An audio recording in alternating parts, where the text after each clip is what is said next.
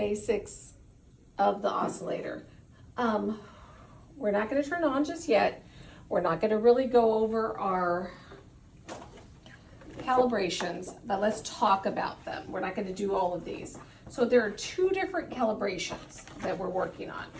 The first one is the patient circuit calibration. Now the patient circuit calibration is done with whoever puts the circuit on. So that means if you cleaned up the ventilator, you found it naked, you need to put the circuit on and calibrate it, and then that's it, you are done. You do not need to go forward to doing the second calibration. So if there's a circuit on there, you can assume that the calibration test was done, and never put a circuit on unless you're willing to do the calibration test. It's not hard, but this is something that everybody should do.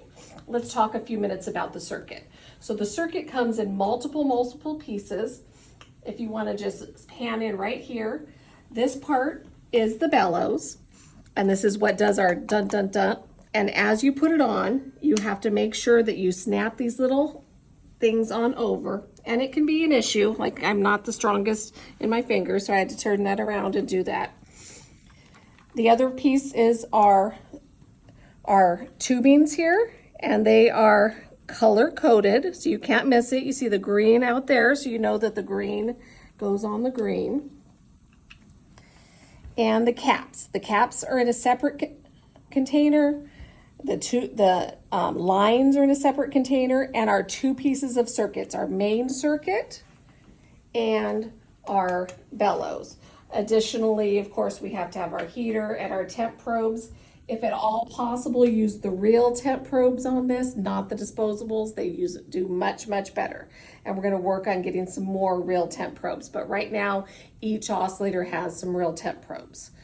Our rubber stopper comes right on the oscillator, so you don't have to worry about that. That comes with the oscillator circuit.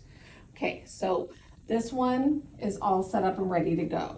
So I'm not going to do the calibration test right now. Did we plug it in? Maybe not.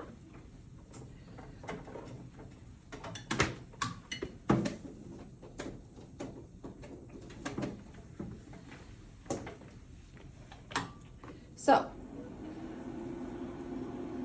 when you are setting this up, I always advise starting at the bottom and then going that way. So it's kind of going to be opposite of what you would normally do. You're going to go right to left instead of left to right like you would read, okay? So if we were setting this up for a baby, we would probably put our flow to 10. 15 is going to be a set hertz. 33 is going to be set. We're never ever going to change that.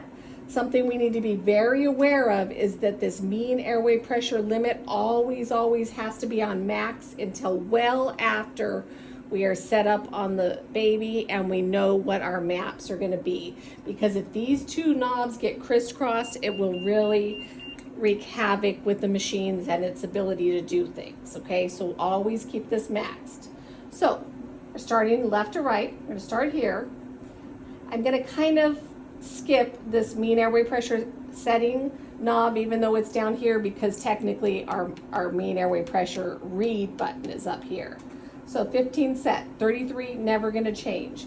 Then we're going to have to get it started with our 2-finger approach. And I must have a leak in the system. If it doesn't start, there's a leak. Period.